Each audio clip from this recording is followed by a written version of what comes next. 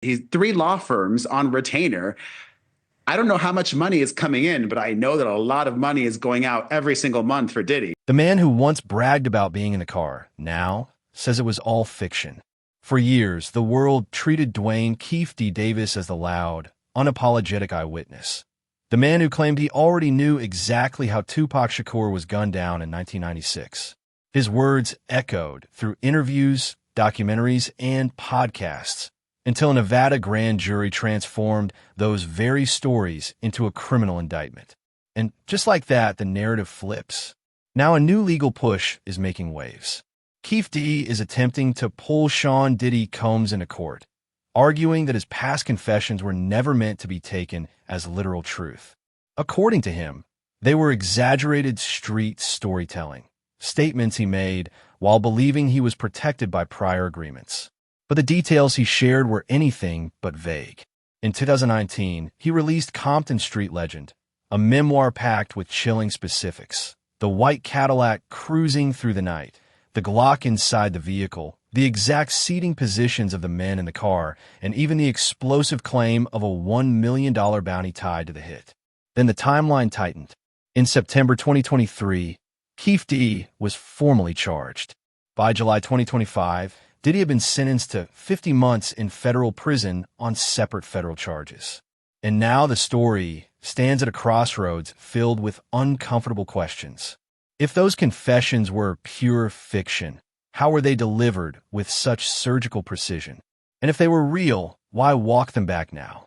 Because if Diddy ever takes the stand and speaks under oath, the truth won't just reshape the story. It could destroy someone's entire future.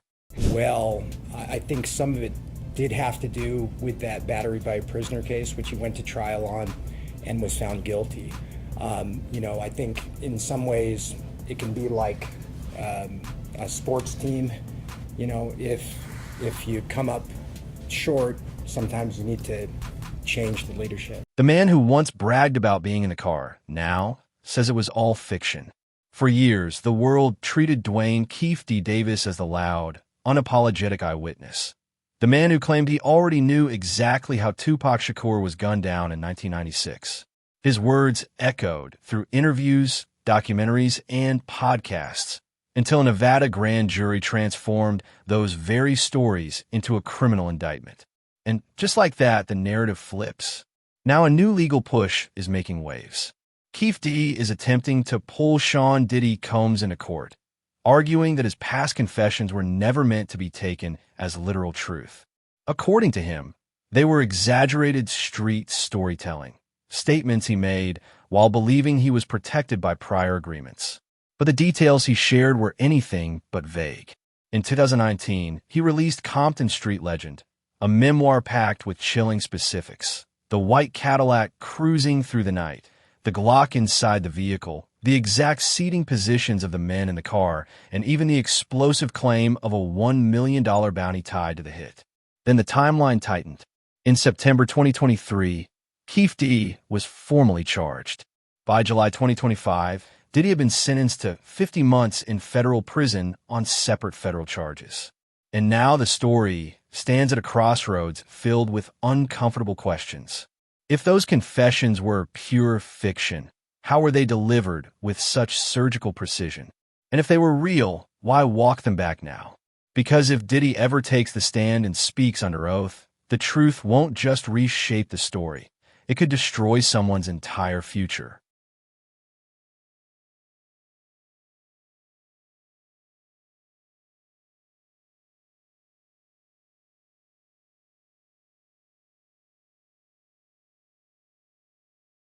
In the ring, raise some money and give it to the hood. In his book and earlier interviews, Dwayne Keefe D. Davis goes even further. He claims there was a conversation with Sean Diddy Combs, one driven by fear of Suge Knight and the growing tension between rival camps. According to his account, the discussion wasn't just talk. It involved a staggering $1 million bounty to solve the problem. He frames it as business, not emotion. Keefe D even describes a meeting at Greenblatt's Deli, presenting it as a calculated conversation rather than a spur-of-the-moment decision. In his version of events, the killing of Tupac Shakur wasn't simply street retaliation. It was tied to the already boiling East Coast, West Coast rap rivalry. But one detail in his story has always landed strangely. He claims the payment never came. No $1 million. No follow-through. And that raises a question investigators, and now jurors, can't easily ignore. If the bounty was real, where is the money? And if it was fiction, why repeat the same exact number again and again? Industry observers say the figure itself is suspicious. $1 million is oddly specific, too deliberate to be a careless exaggeration, yet suspiciously clean and round to feel entirely authentic. Now the defense strategy is taking a bold turn. They want Diddy pulled into a Nevada courtroom to address the claim under oath. That's not a routine witness request. It's a calculated gamble. If Diddy publicly rejects the bounty story, Keefe D's legal team can argue that his earlier statements were exaggerated storytelling. But if Diddy confirms even a fragment of that narrative, any hint that such a conversation happened, the entire case could suddenly expand far beyond one car, one gun, and one shooter. He named Diddy 77 times in court documents related to Tupac. The immunity angle only tightens the tension. In 2008, Keefe D. Davis participated in a formal proffer session with Los Angeles Police Department investigators during an unrelated case. At the time, he believed his cooperation protected him from prosecution connected to the 1996 killing of Tupac Shakur. Detectives later acknowledged that his statements helped breathe new life into what had long been considered a cold case. But there's a critical detail he may have misunderstood. Immunity doesn't travel. It doesn't extend into memoirs. It doesn't protect televised interviews. It doesn't cover documentary appearances or publishing contracts. Legal analysts closely watching the case say that distinction could be pivotal. A proffer agreement protects statements made within the controlled scope of that session, not voluntary confessions repeated years later in public. And that's where the story begins to bend. If Keefe D truly believed he was protected, why did he keep adding more details years later? Especially in 2018 and 2019, why move from simply being present to describing the weapon, the seating positions inside the car, and even the aftermath? According to people familiar with the situation, he became comfortable with the story, maybe even proud of it. But now, as court dates move closer, that comfort suddenly looks catastrophic. Then there's another unsettling factor. The people who are no longer here. Orlando Anderson is gone. Eric Zip Martin, the alleged middleman Keefe D, once linked to the gun in private conversations, is gone. Yafayaki Gaddafi Fula, a witness who was riding in the trailing vehicle that night, is gone as well. One by one, the figures tied to the story have disappeared over time, and that leaves Keefe D standing alone, essentially the only living suspect authorities can charge. That isolation cuts both ways. People close to prosecutors argue actually simplifies the case. One surviving participant, one indictment, one story to present to a jury.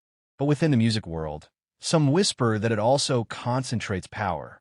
With no co-defendants alive to contradict him, Keefe D's words suddenly carry enormous weight. And now he wants Sean Diddy Combs to carry some of that weight too. To many observers, that move looks less like loyalty and more like a calculated redistribution of blame.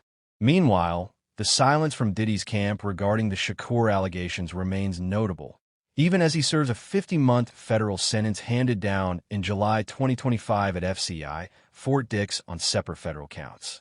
And in a case built on decades of stories, that silence may soon become just as important as the words that started it all.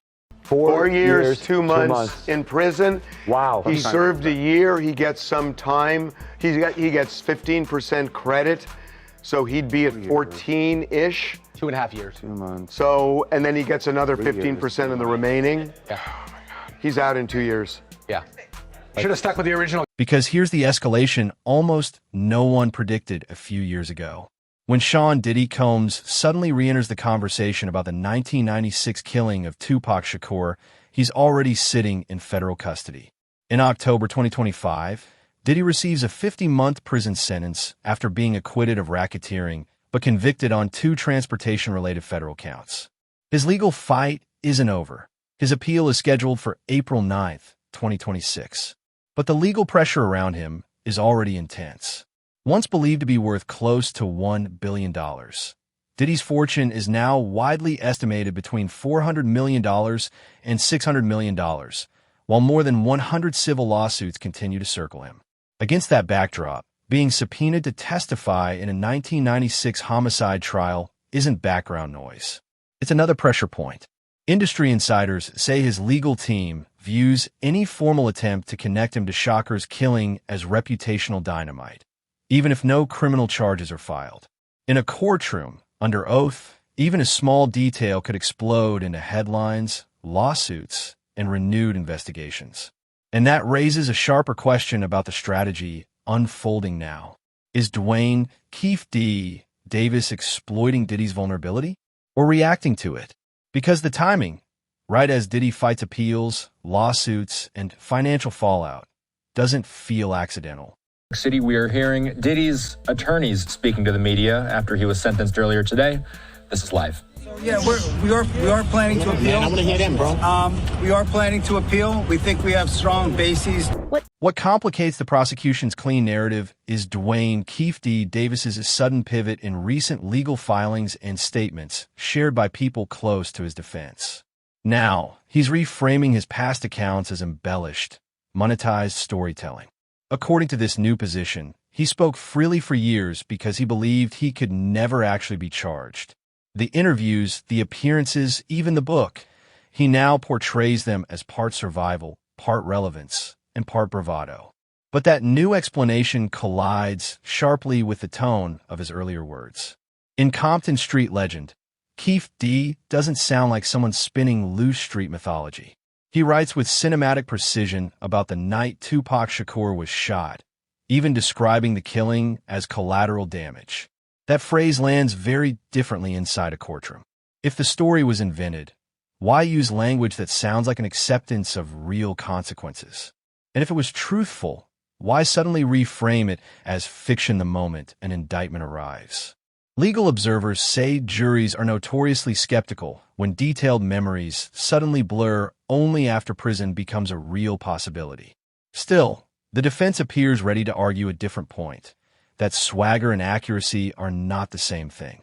And that's where the narrative begins to fracture even further. The official charge remains open homicide with a weapon and a gang enhancement. On the surface, the motive still appears simple: retaliation after the casino fight hours earlier. But beneath that surface lies something far more complicated. There are claims of a $1 million bounty, allegations of fear among powerful music executives, and rivalries that stretch back years, including tensions tied to the 1994 shooting at Quad Recording Studios.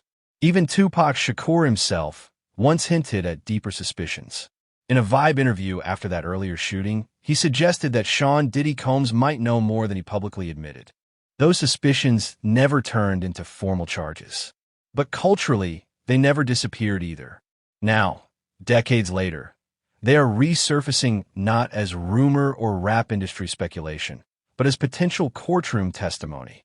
And that creates a dangerous fork in the road. If Diddy takes the stand and flatly denies everything under oath, the defense must explain why Keefe D. invoked his name so many times over the years. If he refuses to testify or distances himself from the case, the speculation only grows louder. Either way, the once simple narrative that a casino fight spiraled into a spontaneous act of revenge no longer holds together as cleanly as it once did. Fluorescent light. Yeah. And you're sleeping in that light. What was the first night there? First night was very intense. Again, I'm, coming down off drugs, and by that time, the second time I went in, between the two times I got. So the case moves forward, officially narrow, but practically volatile. A grand jury acts in 2023. A memoir published in 2019 suddenly becomes prosecutorial evidence. And a 2008 proffer session quietly re-enters the legal conversation. Each moment in the timeline becomes a pressure point. At the center of it all is Dwayne Keefe D. Davis, whose own words now form the backbone of the case surrounding the 1996 killing of Tupac Shakur. But the timeline doesn't stop there. A federal prison sentence handed down in 2025 to Sean Diddy Combs adds another layer of complication, reshaping alliances, strategies, and a legal atmosphere around the case. Every date now carries weight. Every public statement risks becoming potential evidence. People close to both camps describe the mood as tightly controlled on the surface, but reactive and tense behind the scenes. Because the next phase of this case isn't theoretical anymore. It's live testimony. And once sworn statements begin, the stakes change dramatically. Either the $1 million bounty narrative collapses under scrutiny, or it explodes far beyond the boundaries of a single indictment. The central contradiction still hangs in the air. Was this always about a personal score settled in Las Vegas after a casino confrontation? Or was it something more calculated? Business disguised as loyalty? The answer may ultimately emerge in a courtroom that is yet to hear from the one-man Keefe D now insists must speak. Diddy. The reason we asked everyone to be here today is obviously we are the new attorneys for Dwayne Davis in the Tupac case, now set for trial February of next year. The reason in particular that we asked the media to be here is that, obviously we're not trying the case in the media, but we want to establish better relations. What makes this story harder to dismiss is that the Shakur narrative never exists in isolation. The killing of Tupac Shakur sits inside a much wider pattern of rivalry, suspicion, and unresolved violence that has lingered for decades. Long before the current indictment against Dwayne Keefe D. Davis, there was the 1994 shooting at Quad Recording Studios. Shakur survived being shot 5 times that night. In the aftermath, during an interview with VIOD, he suggested that certain people in the industry may have known more about the attack than they admitted. Those accusations never turned into criminal charges, but they did something else. They fractured trust. They hardened alliances and fueled the growing hostility between East Coast and West Coast rap scenes, tensions that eventually turned into cultural folklore. Industry veterans often say the resentment from that era never truly disappeared. It simply went quiet. So when Keefe D later introduces business motives into the story, suggesting money, conversations, and arrangements, he isn't inventing tension out of thin air. He's tapping into a current that was already there. That current includes old interviews, public denials, and carefully crafted statements that, in hindsight, feel less like closure and more like containment. The shadow stretches even further when the 1997 killing of the notorious B.I.G. enters the conversation. He was shot in Los Angeles in March of that year, and like Shakur's death, no one has ever been formally charged. Over time, theories multiplied. In recent years, Kirk Burroughs, a former co-founder of Bad Boy Records, appeared in a documentary and made a controversial claim that Sean Diddy Combs ultimately led Biggie into danger by allowing him to remain on the West Coast despite escalating tensions. That allegation never became a criminal case, but reinforced a narrative some observers already suspected. Powerful figures making strategic choices while others absorb the consequences. Former Greg Kading, an ex-detective with the Los Angeles Police Department, has also publicly argued that Diddy was an obstacle in investigations tied to these murders. Suddenly, the question grows larger than who pulled a trigger on a Las Vegas street in 1996. It becomes about influence, silence, and whether certain paths of investigation were ever fully pursued. Now, with Keefe D attempting to compel testimony from Diddy, those older suspicions resurface again. And when two of hip-hop's most iconic tragedies, Shakur in 1996 and the notorious B.I.G. in 1997, share overlapping names, rivalries, and unanswered questions, coincidence begins to feel thinner. Even without formal charges, reputational gravity still pulls hard. He testified, excuse me, that she was Diddy's ex-assistant. She said he her, sexually assaulted her in various ways multiple times. He exacted unbelievable violence against her, threatened her. At one point, allegedly threatened to take her phone and use. Then there's the cultural machine that refuses to let this story fade. Streaming platforms, documentaries, and decades of hip-hop history keep pulling the narrative back into the spotlight. A recent series, Sean Combs' The Reckoning, produced by longtime rival 50 Cent, surges to the top of Netflix and reignites public fascination with the old accusations surrounding Sean Diddy Combs. Suddenly, old material begins circulating again. Audio from Keefe D, Davis's earlier proffer sessions resurfaces online. Allegations about a possible bounty tied to the killing of Tupac Shakur start replaying for an entirely new generation of viewers who weren't even alive when the original rivalry dominated headlines. The documentary also features Kurt Burrows, a former co-founder of Bad Boy Records, who claims to possess personal journals from the mid-1990s. According to him, those records document unusual car rentals and internal tensions inside the label during pivotal moments in the East Coast-West Coast conflict. Whether those materials prove anything in court is another matter. But culturally, they fuel the narrative. Diddy's legal team has already responded by sending cease and desist notices over certain pre-trial footage used in the documentary, arguing that some material was never authorized for public release. Ironically, that response doesn't quiet the conversation. It amplifies it. Industry insiders say the optics alone can be powerful. When legal letters start flying, audiences often assume there must be something burning near the smoke. None of this amounts to a courtroom verdict, but it does create a climate. And inside that climate, Keefe D's effort to bring Diddy into open testimony no longer feels random. Instead, it looks calculated, tapping directly into a public appetite that has been waiting nearly 3 decades for answers. 3 others where we've laid out the prosecution case. This time, we're talking specifically, what is Diddy's defense? And we decided to test it with a mock jury, and it is fascinating. It is absolutely fascinating, keeping in mind that the real jury will be sitting down to do this. The trial starts. Money complicates everything even further.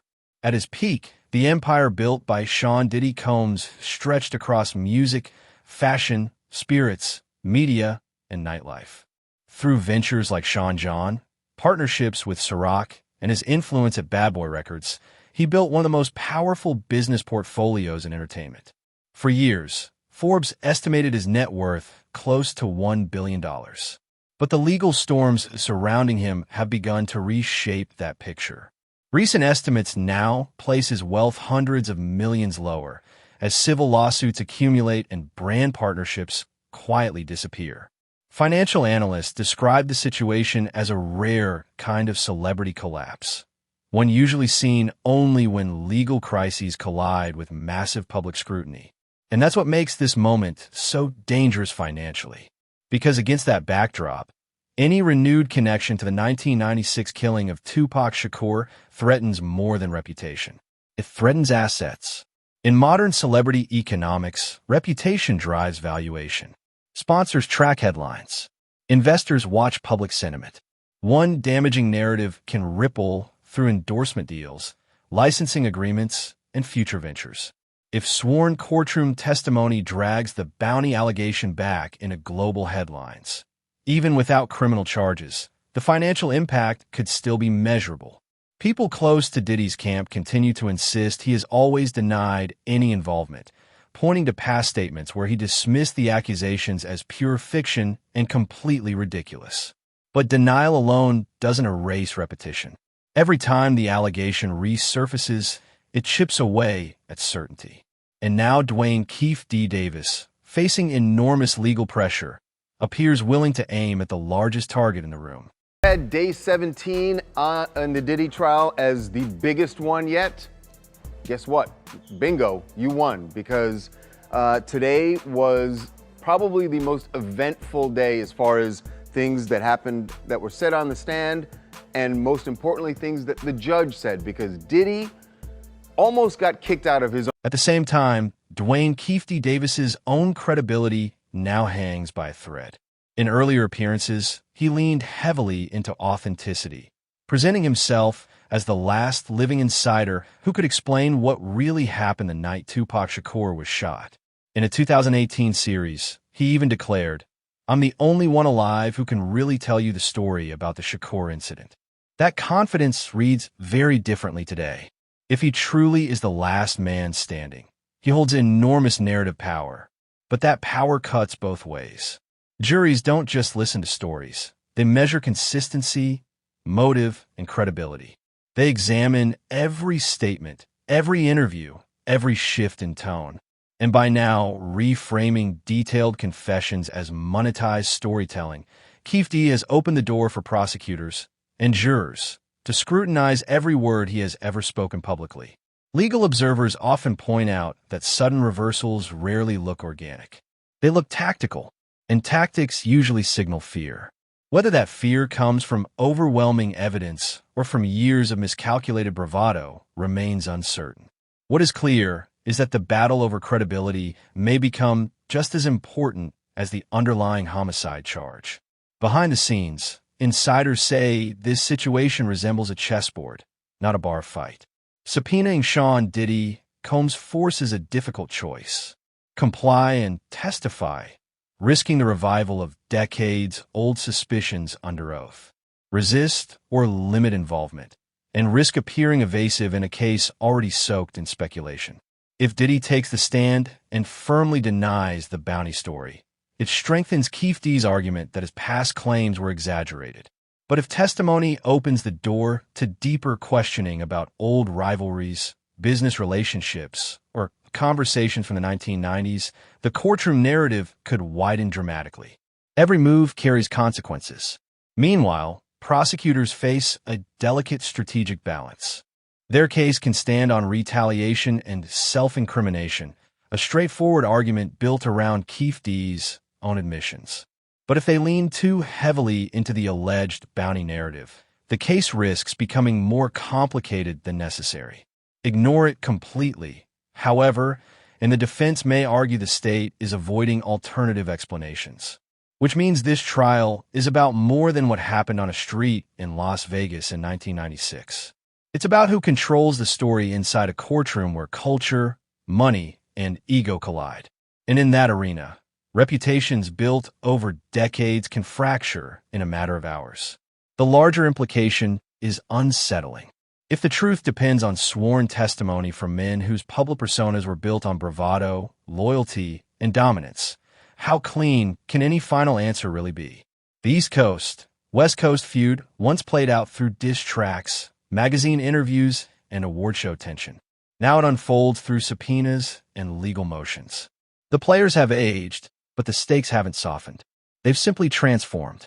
Once, Keefe D seemed almost comfortable standing near the edge of infamy. Once, Diddy appeared nearly untouchable at the top of a billion-dollar empire. Today, one faces a homicide charge. The other navigates prison time, appeals, and relentless civil litigation. Their paths intersect again, this time not in a studio or backstage at an awards show, but inside a courtroom that demands precision instead of performance. And the culture that once treated their rivalry as spectacle is now watching for something else: accountability. So where does that leave the story? With one man claiming he exaggerated for survival, and another insisting he had nothing to do with it. With decades of suspicion now funneling into a single legal proceeding, while fortunes shake and old alliances face cross-examination. Is this a desperate attempt to dilute responsibility, or a final effort to pull hidden players into the light? Does the bounty narrative collapse under oath, or force a much broader reckoning about power in the music industry?